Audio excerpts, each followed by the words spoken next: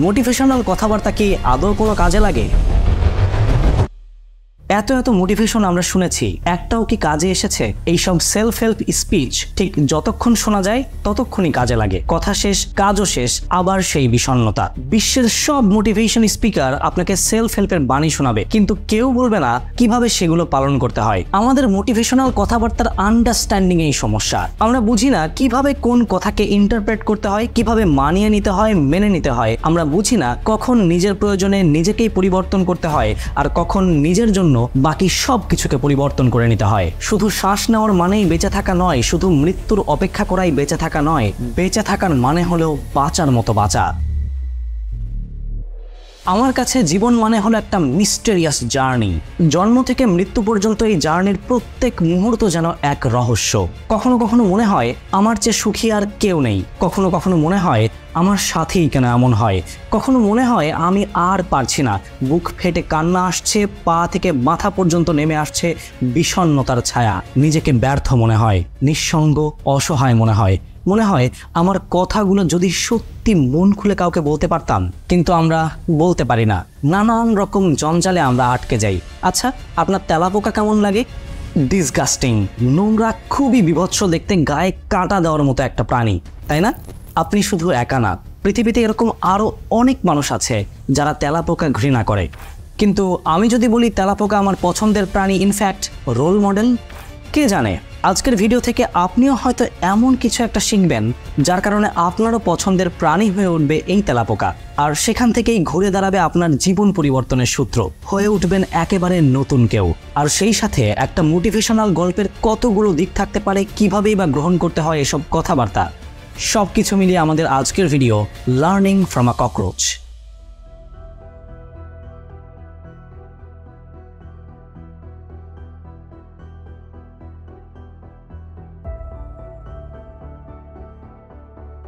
আমাদের গল্পের শুরু আজ থেকে 245 মিলিয়ন বছর আগে। তখনও পৃথিবীর মাটিতে আজকের মডার্ন মানুষ হোমো স্যাপিয়েন্সের কোনো পদচিহ্ন নেই। পৃথিবীতে রাজ করছে এমন সব প্রাণী যাদের উচ্চতা প্রায় 13টি মানুষের সমান। বলছি সেই বিস্ময়কর ডাইনোসরের কথা। আজ থেকে প্রায় 174 মিলিয়ন বছর আগে ডাইনোসর ছিল পৃথিবীর সবচেয়ে প্রভাবশালী প্রাণী। কি তার দম্ভ, কি তার আকৃতি, আর কতটাই বা প্রকট তার হিংস্রতা। মাংসাশী ডাইনোসরের সাথে লড়াই করে টিকবে এমন আরেকটা প্রাণীর দেখা পাওয়া মুশকিল। এভাবেই পার হলো কয়েক মিলিয়ন বছর। একদিন মহাকাশ থেকে পৃথিবীর বুক বরাবর ছুটে আসলো একটা বিশাল অ্যাস্টেরয়েড। পৃথিবী তার রং পাল্টাতে শুরু করলো, গলতে শুরু করলো বরফ, টেকটনিক প্লেট শিফট করতে শুরু করলো। শুরু হলো মিলিয়ন মিলিয়ন বছর ধরে চলে আসা চিরচেনা প্রকৃতির পরিবর্তন। ডাইনোসর সেই নতুন প্রকৃতির সাথে তাল মেলাতে পারল না। দিনের পর দিন সময়ের সাথে সাথে প্রকৃতির পালা বদলে বিলুপ্ত হয়ে গেল ডাইনোসর। হারিয়ে গেল বিশাল দেহি পৃথিবীর মাটিতে রাজ করার ডাইনোসর। এখন তারা শুধুই ফসিল, জোড়া তালি মারা হাড়গোড়, যা শুধুই শোভা বাড়ায় জাদুঘরের। কিন্তু শুধুই ডাইনোসর না, যুগের পালাক্রমে হারিয়ে গেছে আরও অনেক প্রজাতির প্রাণী। দ্য গার্ডিয়ানের একটি সূত্র বলছে, humanity has wiped out 60% of animal populations since 1970। অর্থাৎ 1970 সাল থেকে প্রাণীকুলের 60% একেবারে নিশ্চিহ্ন করে ফেলেছে মানুষ। তবে শুধু মানুষ না, যুগে যুগে অনেক প্রজাতি নিজে থেকেই বিলুপ্ত হয়ে গেছে প্রকৃতির সাথে তাল মেলাতে না পেরে। গোল্ডেন টোড বিলুপ্ত হয়েছে 2019 সালে। পাউলি একই বছর 2019 সালে চিরবিদায় নিয়েছে এই দুনিয়া থেকে। বিশাল দেহি ওলি ম্যামথ বিদায় নিয়েছে আজ থেকে 10,000 বছর আগে। এখন তারা আমাদের কাছে শুধুই স্মৃতি, এক্সটিংক্ট হওয়া প্রাণী। WWF এর তথ্য মতে পৃথিবীতে এর আগে 5 বার ম্যাস এক্সটিংশনের ঘটনা ঘটেছে, আর এখন বর্তমানে চলছে 6ষ্ঠ mass extinction.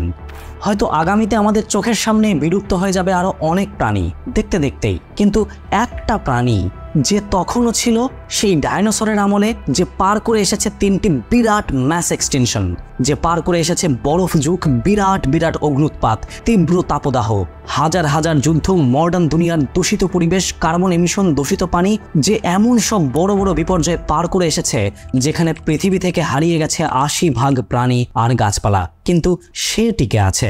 Meet the mighty cockroach, যে কোনো প্রাকৃতিক বিপর্যয়ের কাছে হার মানেনি।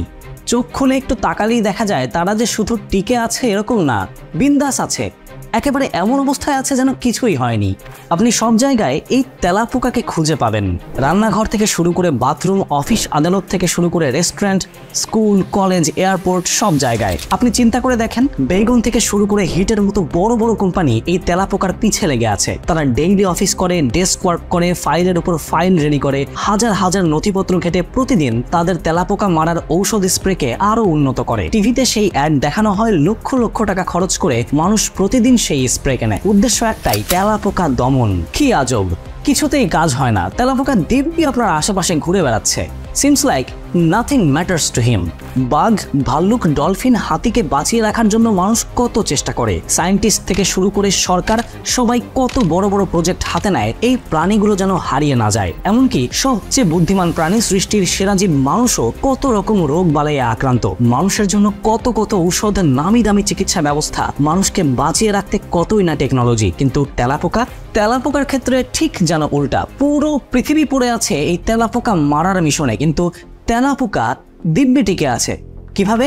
যদিও কিছু কিছু বিজ্ঞানী মনে করেন আজকের দুনিয়ার তেলাপোকার স্পেসিসই যে মিলিয়ন মিলিয়ন বছর ধরে টিকে আছে সেটা শতভাগ নিশ্চয়তা দিয়ে বলা মুশকিল, কিন্তু বেশিরভাগ গবেষকই মনে করেন তেলাপোকা টিকে আছে শুধুমাত্র তার অ্যাডাপ্টেবিলিটি ক্ষমতার জোরে। অ্যাডাপ্টেবিলিটি খুব সহজে বলা যায় মানিয়ে নেওয়ার ক্ষমতা।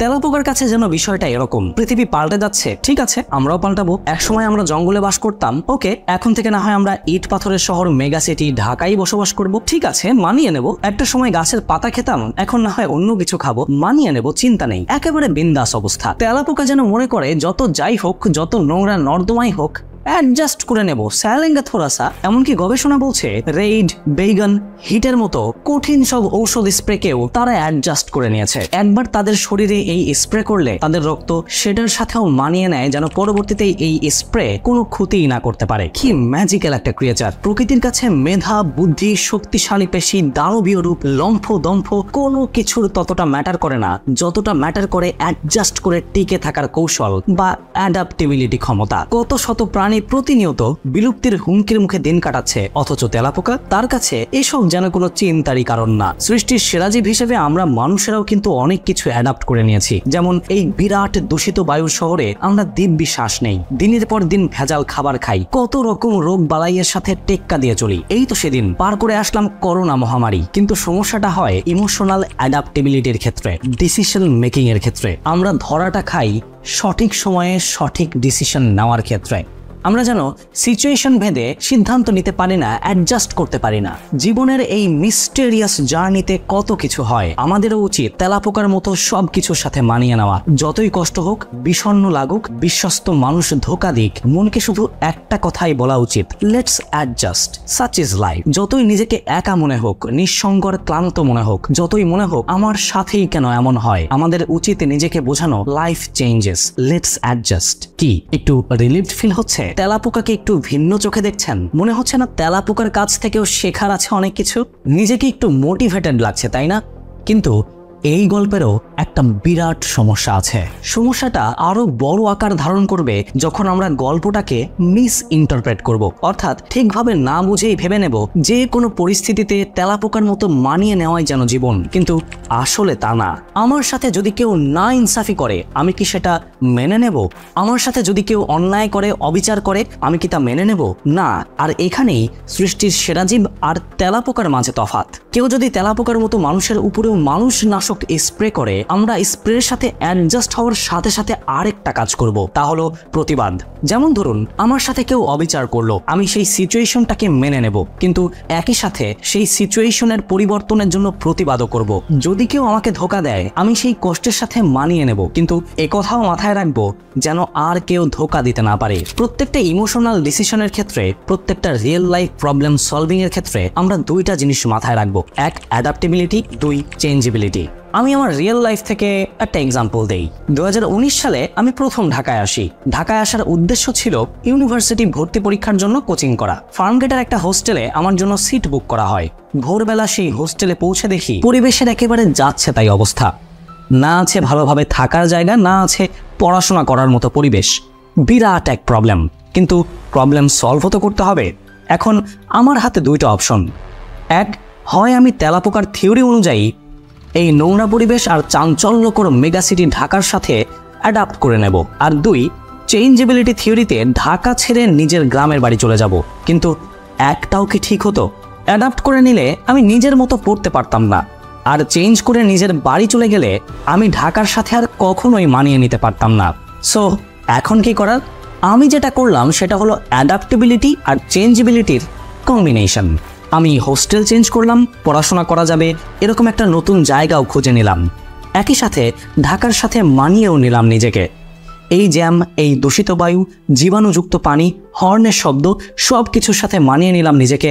আর ডিসাইড করলাম সুযোগ পেলে অবশ্যই ঢাকার এই দূষিত অবস্থার বিরুদ্ধে আওয়াজ তুলব, প্রতিবাদ করব আমার চারপাশের নানা রকম অন্যায়ের বিরুদ্ধে। আর সেখান থেকেই শুরু সিস্টেমের বিরুদ্ধে আওয়াজ তুলে ভিডিও তৈরি করা। See, I'm not that sad about my life, I'm happy। আর এটাই তো mysterious journey of a life. নিজের প্রয়োজনে কখনো নিজেকেই পরিবর্তন করে ফেলা, আর কখনো নিজের প্রয়োজনেই আশেপাশের সব কিছুকে পরিবর্তন করে নেওয়া। এতক্ষণে আপনার মাথায় হয়তো অনেক মোটিভেশনাল কথাবার্তা ইনপুট হয়েছে। এই কথাগুলো আপনি ভুলে যেতেন যদি আমি আপনাকে গল্পের মোড়টা বুঝিয়ে না দিতাম। এরপর থেকে আপনাকে কেউ কষ্ট দিলে মনে মনে বলবেন লেটস অ্যাডজাস্ট। সাথে সাথে কাজে কর্মে এটাও দেখিয়ে দিবেন যেন আর কেউ আপনাকে কষ্ট দিতে না পারে। আর এভাবেই মানুষ বাঁচার মতো বাঁচে। এখন এই মোটিভেশনাল কথাবার্তা আদৌ কোনো কাজে লাগবে কিনা সেটা ডিপেন্ড করছে একেবারে আপনার উপর। আমি যেই বই থেকে এই বিষয়ে ইন্সপায়ার্ড হয়েছি সেখানে বলা ছিল বি দ্য ককরোচ, আর কোনো কিছুই বলা ছিল না। আমি ভাবলাম মানুষের তেলাপোকা হয়ে লাভ কি, বরং মানুষের চিন্তা ভাবনা আরও উন্নত হওয়া দরকার। সুতরাং আমার মনে হয় don't be the cockroach, just be yourself and maybe you can learn the adaptability from a cockroach. After all, বিশ্বজোড়া পাঠশালা মোর সবার আমি ছাত্র।